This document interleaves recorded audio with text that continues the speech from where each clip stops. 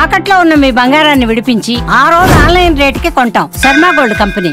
సునీత భూమి మీదకి వచ్చేశారు. ఎటువంటి ఆటంకాలు లేకుండా సునీతతో పాటు విల్మోర్లు అంతరిక్షం నుంచి నేలకు దిగొచ్చారు. 9 నెలల తర్వాత క్షేమంగా భూమికి చేరుకున్నారు. సరిగ్గా బుధవారం తెల్లవారుజామున 3:27 వ్యోమనౌక భూమికి చేరింది. గంటకు 116 మైళ్ల వేగంతో 4 పారాచూట్ల సాయంతో గురుత్వాకర్షణ శక్తిని తట్టుకుంటూ ఫ్లోరిడా తీరంలో క్యాప్సూల్స్ సురక్షితంగా దిగాయి. భూమికి సురక్షితంగా చేరుకున్న అనంతరం సునీత విలియమ్స్ బృందం అందరికీ హాయ్ చెప్పింది.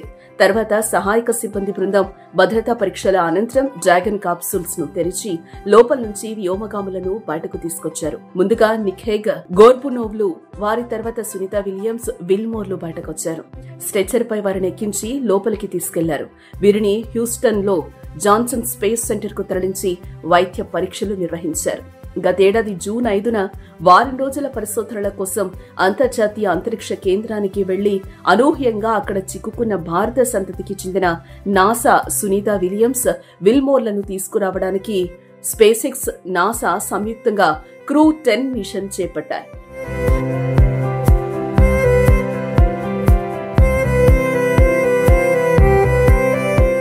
మార్చి 15న కెన్నడీ స్పేస్ సెంటర్ నుంచి బయలుదేరిన ఫాల్కన్ 9 రాకెట్ క్రూ డ్రాగన్ ను ఆదివారం ఐఎస్ఎస్ కు విజయవంతంగా చేరింది. డాకింగ్ ప్రక్రియ ముగిసిన తర్వాత అందులోని 4 వ్యోమగాములు ఐఎస్ఎస్ లోకి ప్రవేశించారు. భారత కాలమానం ప్రకారం మంగళవారం ఉదయం 10:15 తిరుగు ప్రయాణం అయ్యారు.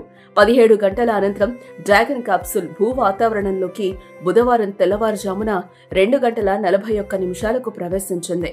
తొలుత గంటకు 17,000 మైళ్ల వేగంతో వ్యోమనౌక భూమి దిశగా పయనించింది.